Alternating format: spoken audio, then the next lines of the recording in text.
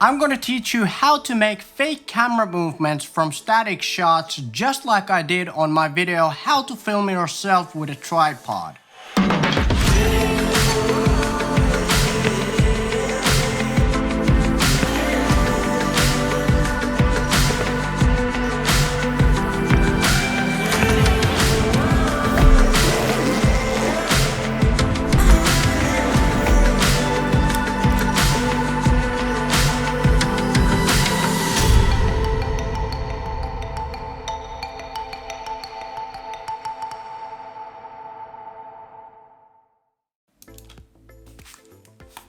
Okay, so I used a tripod for each and every single shot that I filmed of myself in the sequence, and I added some fake camera movement to each shot except for the opening shot where I was running up the stairs.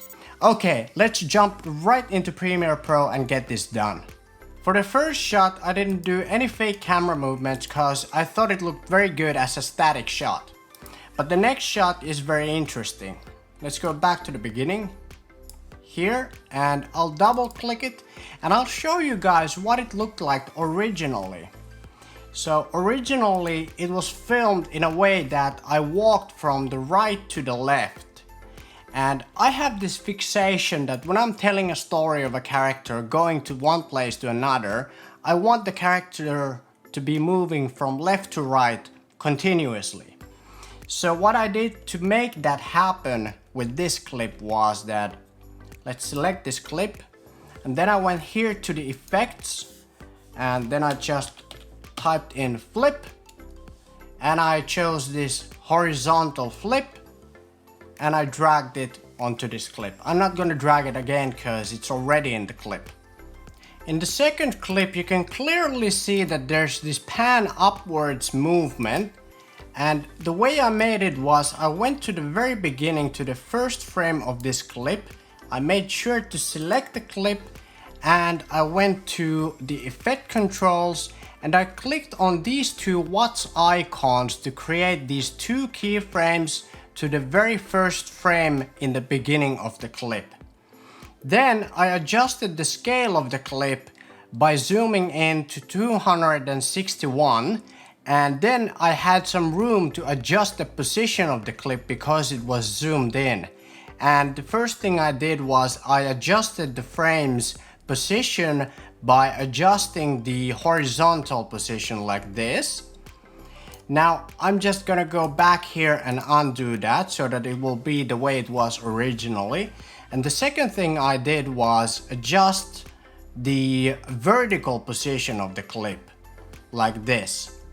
Now, I want it to be, of course, in the very beginning as low as possible so that the movement will go upwards, but I'm just gonna undo it so that it will be again the way it was originally. Okay, moving to the third clip, and this is what the third clip looked like originally, with the slow motion only. So, it was filmed quite far, and it was again filmed on a tripod very close to the ground. Now what I did to create this camera movement that it looks like it's kind of like almost like it was on a slider, the camera. So let's go back to the beginning of this clip. Let's select the clip and we're gonna go here back to the effect controls, and I zoomed the clip all the way as far as I could to 200%. And then I went to the very beginning of the clip, and again I clicked on these two watch icons to create these two keyframes to the very first frame of the clip. And then I adjusted the position again like this, horizontally, and then of course vertically. Now I'm just gonna undo this again. Then I went to the very ending of the clip, to the last frame. Let's see, here. And I again adjusted the position of the clip, like vertically and horizontally. I mainly had to just adjust this horizontal position to get it right, so that it looks like there's actually some kind of sideways movement. But let's undo this again, like this, and we can have a look at what it looks like with the keyframing. And actually on the fourth clip, I didn't do any kind of effects or keyframing or any fake camera movements. This is almost exactly the way that I filmed it. Let's have a look at it. So the only thing I basically did to this clip was put it in slow motion, and let's select the clip. I went here to the effect controls and I went here to rotation, and I clicked 180 degrees, which basically flipped it around because I had the camera attached to the tripod while filming the wrong way. So it was upside down, so I had to flip it around again to have it the correct way. So that's the only effect, so to speak, that I did to this clip. I didn't even have to use warp stabilizer to smooth it out. I just picked the smoothest part of that many second long clip and just put it to slow motion, and it was pretty good.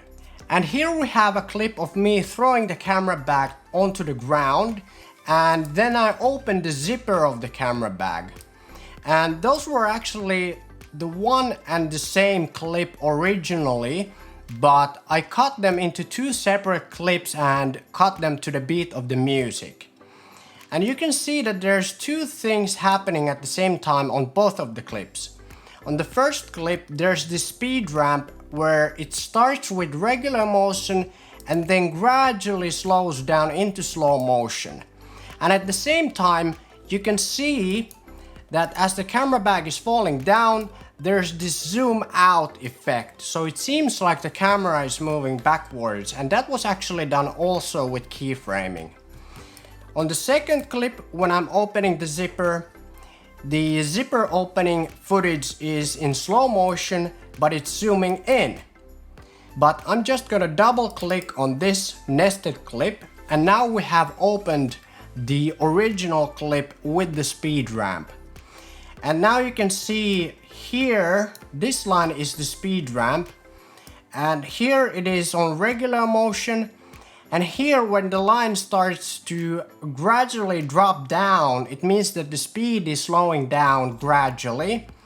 And here at this point, it's already on full slow motion, on 20% slow motion. And after nesting the clip, I went to the effect controls and I clicked again on these 2 watts icons to create these keyframes to the very first frame of the clip. And what I did basically was that I scaled up the clip and zoomed in to 149.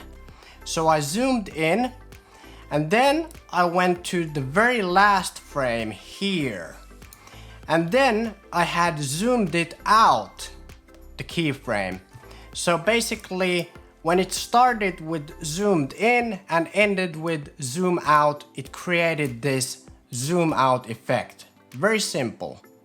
And then I basically did the same thing for this clip, but in a reverse order, because it started with the clip being completely zoomed out and then it zooms in.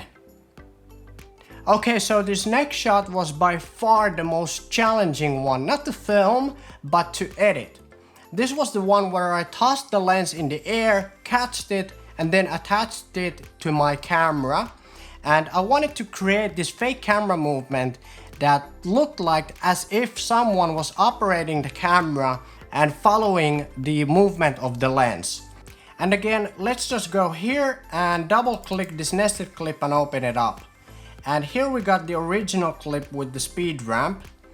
And here it's still in regular motion, and here at this point where I'm just about to let go of the lens, the speed ramp starts and it goes gradually from regular motion to slow motion. And at this point where the height of the lens is at its maximum, it's already on full slow motion, 20% speed. And here starts another speed ramp where the slow motion goes gradually into regular motion, And here, just before I'm about to catch the lens, it's again on regular motion, and here it's already on full regular motion. After I nested this clip, I went back to the effect controls. I clicked on these stopwatch icons to create all of these individual keyframes for this shot. And now if we go back to the first keyframe, you can see that the scale is 146. Now let's move to the second keyframes. And you can see that the scale changed to 150. So I added a zoom effect here. And now let's move to the following keyframes. And you can see that the vertical position of the keyframes changes a little bit. So let's go back here. The vertical position of the keyframes is 643. Now when we move this to the following keyframe, the vertical position is 1458.2. And that was because I wanted to keyframe it to move the frame upwards so that the camera movement follows the movement of the lens. And then when we move again to the following keyframes, here you can see that the keyframe is set so that the vertical position is moving downwards, which means that the keyframing makes the camera movement move a little bit down as the lens is starting to move downwards a little bit as well. And now if you look at the keyframe of the scale, it's 150 again. Now let's move again to the following keyframes. And here it's again 150 on the scale, but on the vertical position it's 608.9. So it moved back to the original position. And now when we move to the last keyframe, you can see that nothing else changes except for the scale, which goes all the way up to around 160. So that made the zoom in effect to the end of the clip. This shot was pretty straightforward when it comes to the keyframing. Basically, I just added this zoom out effect. Now if we go back to the effect controls and we go here to the first keyframe, you can see that the scale is 145. And let's move to the last keyframe and the scale is 131. So it's a very basic, very simple zoom out effect. The keyframing for this last shot was basically the same. It was a very simple zoom out effect, except for it was a lot bigger because I zoomed in for the first keyframe quite a lot and then I zoomed out all the way. If you enjoyed this video and want to see more, subscribe to my channel and click the bell notification so you'll be actually notified every Monday and every Friday when I upload a new video.